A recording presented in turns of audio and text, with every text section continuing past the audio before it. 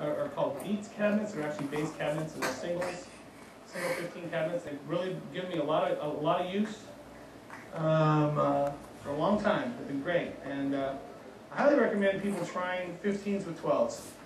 I don't think there's enough emphasis on 15-inch speakers with 12-inch speakers. I think if you try them, you'll really be surprised at how amazing it is.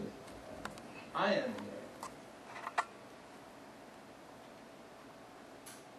It's interesting that Getty would say that, because we actually did shows with Rush about 10 years ago, and he didn't have any amps on stage. He'd have to have a pretty hot signal to get his pants slapping up there with no amps, you know? And I think the last time they toured, he actually had a dryer on stage instead of a amplifier. So. But I don't know. You just, as far as like figuring out whether it sounds good or not, you never know.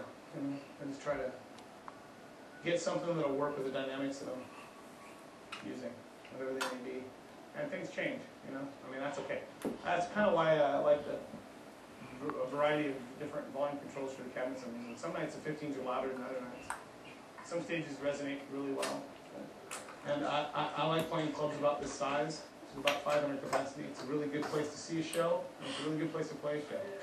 I'm really against, even though we've done it a lot, opening for other bands, I think it's a mistake for bands to play in places that were designed for a sporting event. You know?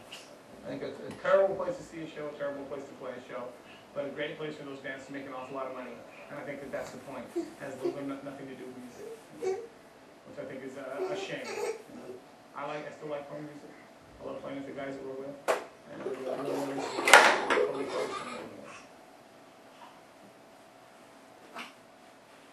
Every time you pick up a guitar, you should be thinking in terms of writing songs. You want to play like somebody else, or you want to do some kind of retro thing, or play cover songs, and that's just not part of my world. No, I don't understand any of that. It makes no sense to me. I write on everything. I have a variety of guitars at home that I write guitars on, or write songs on. Every guitar has different songs inside of it. They do. We tend to play differently on different guitars. You'll write a different song on acoustic than you will electric. That's not to say that you can't take a song you wrote on acoustic and transfer it to electric and become something new, which is always interesting as well. Anything goes. My problem with most rule-based music is there's too many rules.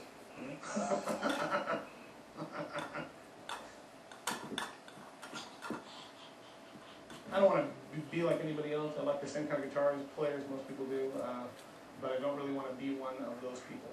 You know? I can't imagine basing my whole idea on what somebody else has already done. That seems ridiculous to me. I've never had that kind of focus. Never had any interest in that. None at all. If you want to base yourself and your look and your guitar style on another band, well, then good luck. But I'm not interested. I want hybrids. Hybrids of everything.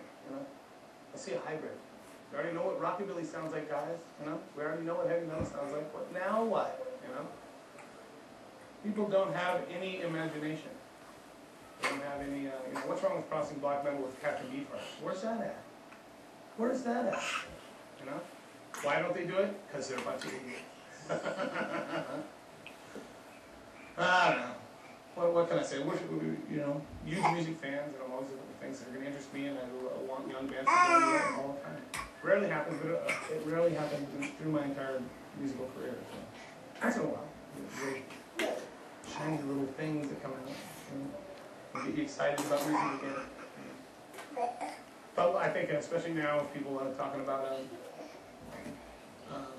how much the internet is destroying music, which I totally disagree with. I think that if you're really concerned about that, your focus should be on live music.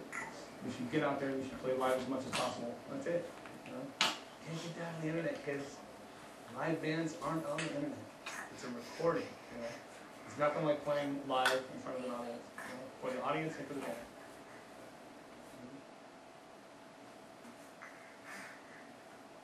We were looking for a bass player at that point, and we played with them, and we decided to try something new. At this point, late stage in our career, whatever that may be, the twilight of our years. Now, we're not afraid to do stuff adventurous, you know, and adding another drummer when we didn't really need one, and is to me a really good indicator of us not being too worried about what people think. You know, we're better than ever, honestly. It's a vast improvement. And that's nice, especially with a band that has a 24-year history the way we do. Still making good records.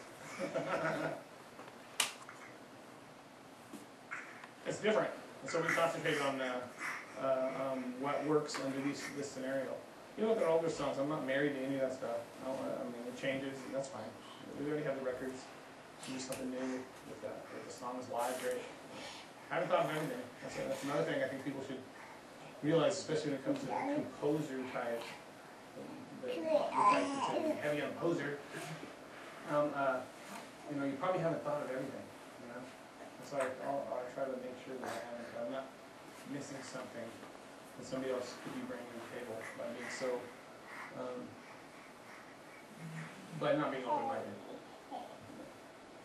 Song-oriented, and you don't know everything. That's the best way to approach it. You know? Songs. Music is communication. You know, we're communicating. That's what we're doing. Whether you understand it or not.